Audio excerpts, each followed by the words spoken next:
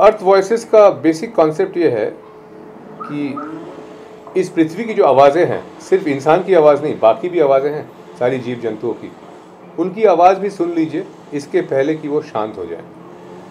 पिछले 30 सालों में हमने इस प्लैनेट का 50% वाइल्ड लाइफ को खो दिया है हमेशा के लिए। इसी से ये विचार मन में आया था कि इनके लिए भी कुछ बनाया जाए। देखिए, श्रेया घोषाल इंडिया की मशहूर और बहुत ही ज़्यादा टैलेंटेड गायिका है। उसके साथ मेरे बहुत सारे फिल्म के प्रसिद्ध गाने हैं एक साथ। लेकिन पहली बार मैं ऐसा कुछ करना चाह रहा था जिसमें भाषा की सीमा ना रहे, क्योंकि जब हम हिंदी में गाने करते हैं तो सिर्फ हिंदी स्पीकिंग कंट्रीज़ में और हिंदी स्पीकिंग ऑडियंस तक वो बात सीमित रहती है। यहाँ पे हम बहुत बड़ी बात कर रहे हैं, हम ग्लोबल एनिमल्स की बात कर रहे हैं, हम पूरे पृथ्वी की आवाज़ की बात कर रहे हैं। तो यहाँ हम भाषा की सीमा के पार जाना चाह रहे थे, हम उस सीमा को लांघना चाह रहे थे। तो इसलिए मैंने पहली बार श्रेया की आवाज़ का एक अलग रंग यूज़ किया है, which is the operatic side of her voice. So this entire thing is compose like a symphony, like an opera, जो पूरी दुनिया के हर ऑडियंस को, every audience will understand it, it will be palatable to all kinds of people, बच्चों से लेकर बूढ़ों तक, और हर एक देश की जनता को, आवाम को ये टीज़र देख के और ये म्यूज़िक सुन के पूरी बात समझ में आ जाएगी।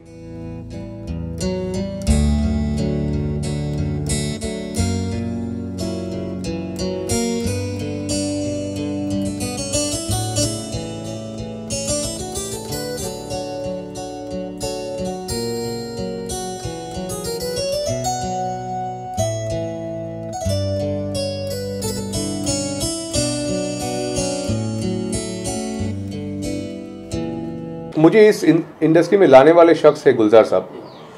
जब मैं बहुत कच्ची उम्र का था तो गुलजार साहब से मेरी मुलाकात हुई थी एक एयरपोर्ट में, और उन दिनों में ऑडियो कैसेट्स का युग था। तो मैंने छोटे से ऑडियो कैसेट में अपनी कुछ धुनें रखी हुई थी, वो मैंने अपने भोलेपन में उनको सौंप दिया और कहा कि गुलजार साहब, मुझे पता है कि आप बरगद है मेरे सामने, कुछ नहीं है, मैं कुछ नहीं हूँ आपके सामने, मैं एक छोटा सा नन्हा सा पौधा हूँ, लेकिन फिर भी मेरी कुछ धुनें इसमें हैं, अगर आपको पसंद आए। तो मैंने उनको वो सौंप दिया था, और वहाँ से मुझे लगता है कि मेरी ज़िंदगी ने एक अलग रुख लिया, क्योंकि उनकी ऑफिस से मुझे फ़ोन आया 3 दिन बाद, ये कहते हुए कि गुलजार साहब को मेरी रचनाएं अच्छी लगी। तो मेरे लिए ज़िंदगी का एक बहुत बड़ा एक टर्निंग पॉइंट था वो, और हमने बहुत सारे नामचीन एल्बम्स का काम एक साथ किया।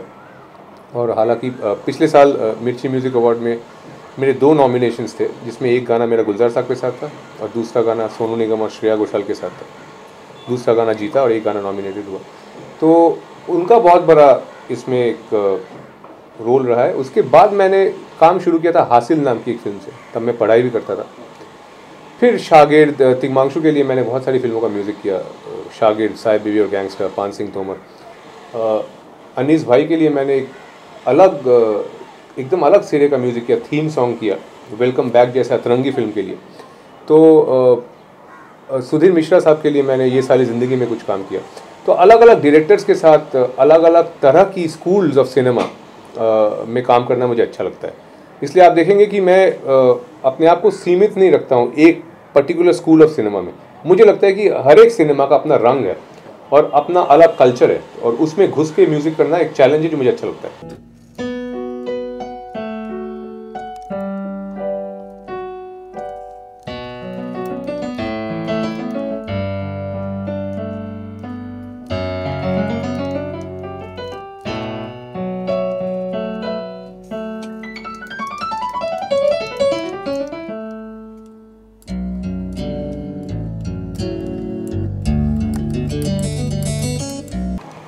देखिए, बचपन से ही मैं वाइल्ड लाइफ के लिए काम करता हूँ। मैं इंडियन गवर्नमेंट के लिए टाइगर सेंसस में हर साल जो है मेरी पोस्टिंग होती है बाघ गणना में। I am a government bona fide tiger tracker. इस साल भी 2018 के टाइगर सेंसस में मेरी पोस्टिंग हुई थी पेंच नेशनल पार्क मध्य प्रदेश में, जिसमें पूरा इलाका दे दिया जाता है, जिसमें गिन के हमें बताना पड़ता है कि कितने बाघ हैं। तो वाइल्ड लाइफ के प्रति रुझान मेरा बचपन से ही रहा, और ये एक एक्सप्रेशन है एक म्यूजिशियन का, एक कंपोज़र का, एक सिंगर का, उसी दिशा में कि हम अपने म्यूज़िक से हमेशा प्रॉफिट की बातें, हमेशा बॉलीवुड की बातें, हमेशा कॉमर्स की बातें करते हैं और कमर्शियल चीज़ सोचते हैं। लेकिन क्यों ना म्यूज़िक की आवाज़ उन बेज़ुबानों के लिए भी यूज़ किया जाए जिनकी आवाज़ कोई नहीं सुनता, जिनको मारा जा रहा है, काटा जा रहा है, जिनकी ज़मीन, जिनके पानी पे हमारा कब्ज़ा बढ़ता जा रहा है और हम कहते हैं कि वो हमारे घर में घुस आए हैं।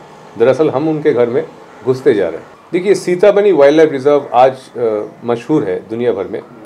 मैंने जितना भी कमाया बॉलीवुड से, वो सारा मैंने किसी फिक्स सेविंग्स में, मतलब किसी घर में, किसी बिल्डर के फ्लैट में इन्वेस्ट नहीं किया। मैंने इन्वेस्ट किया था एक पहाड़ी पे, और वो पहाड़ी बंजर थी। बरसों तक वो बंजर पहाड़ी जो है उसको मैंने जंगल में परिवर्तित किया, और कॉर्बेट नेशनल पार्क से सटा हुआ है ये। और आज से 3 साल पहले एक बाघिन ने आके बच्चे दे दिए मेरी ज़मीन पे। तो मैंने वहाँ पे जानवरों के पानी पीने के लिए अलग अलग वाटर बॉडीज़ बनाए हुए हैं जहाँ पे 12 महीने पानी रहता है। तो छोटी सी पंछी से लेके बाघ तक सारे जानवर आके वहाँ पे पानी पीते हैं। मैंने 4000 पेड़ लगाए हैं। आज वो पूरी पहाड़ी जो है एक हरा भरा जंगल बन चुका है, जिसको दुनिया सीताबनी वाइल्ड लाइफ रिजर्व के नाम से जानती है। मैं ये कहना चाहूँगा कि IPL और बॉलीवुड से भी बड़ी कुछ चीज़ें हैं भारतवर्ष में, उसकी तरफ भी आप थोड़ा ध्यान दें।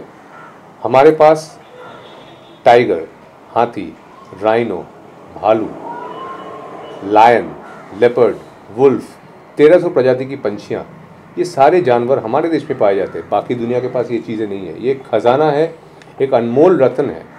इसकी तरफ भी थोड़ा ध्यान दें। इसमें भी बहुत बड़ा मज़ा है, सुकून है, इंटरेस्ट है। मैं ये कहना चाहूँगा कि कभी कभी इनके बारे में भी सोचिए और इनकी आवाज़ें भी सुनिए, इसके पहले कि ये चुप हो जाए।